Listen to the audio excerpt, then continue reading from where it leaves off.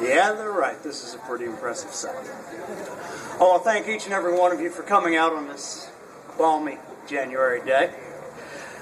It's an enormous privilege to speak to you today, not because I get a moment in the spotlight or might turn up on TV, but because I get the chance to thank each and every one of you for your participation in the political arena.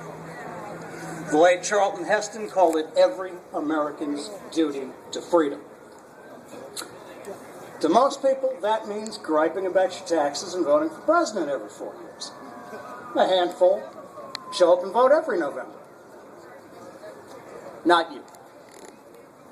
You all, sure, have families, jobs, homes, lives to attend to. But you make the time to make yourselves heard. Now, anybody that knows me will tell you that I love quoting the Founding Fathers. 7 pages of quotes carry them around with me everywhere. But today, it's the words of a foreigner that resonate. British Prime Minister Benjamin Disraeli said, "History is made by those who show up." Guess what? You showed up. You people move this process forward. You make representative government work. Now, alongside Phil, I was the only one fortunate enough to have the time to attend all the campus safety demonstrations. We had some security concerns, so I volunteered to play security guard. Well, security is all about observation, and what I observed was amazing and really inspiring. And Dennis kind of stole my thunder on this one, but we labored under no delusions we were actually going to reverse anybody's policies. Nobody was going to say, "Oh, sure, come on, bring your guns on campus." As a matter of fact, ODU tabled its regulation last month. But last week, the elitists got together at the Norfolk Yacht and Country Club and passed the regulation. Okay, lost cause or not, here's the point.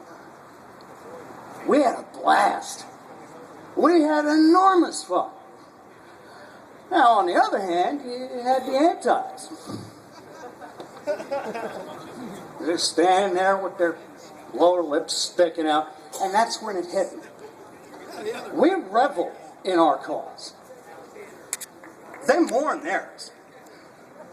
Any tactician, any psychiatrist will tell you that it is easier to fight for a cause you celebrate than a cause you mourn.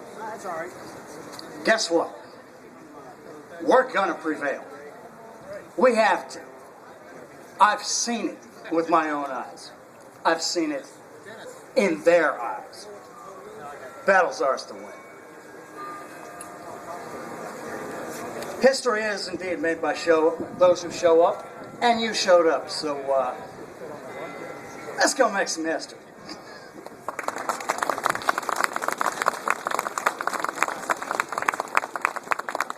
We decided we got another representative here in the crowd that would like to speak, candidate for U.S. Senate. His clipboard's going around as well. Bob, would you like to come up and say a few words? Bob Marshall, the man.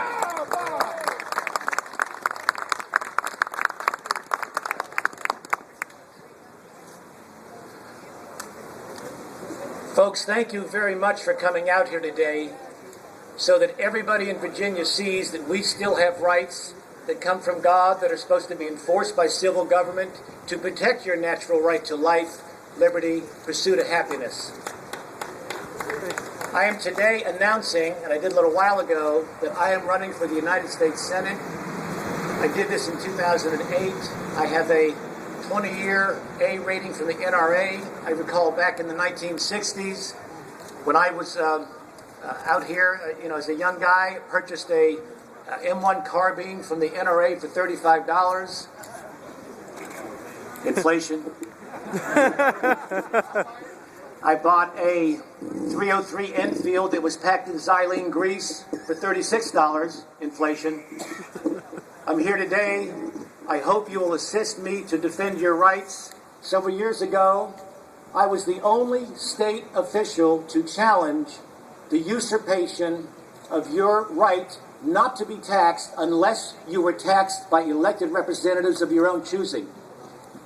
I had to spend $100,000 of my own money. I won that case against Tim Kaine in the Virginia Supreme Court 7-0. I've introduced a bill that allows concealed carry by professors on campus. Would I think other people can do that? Yes, but we have to reestablish the principle that professors can do this. Liberals love to have professors teach their children. Well, if they're good enough to teach their children, they're good enough to protect their children.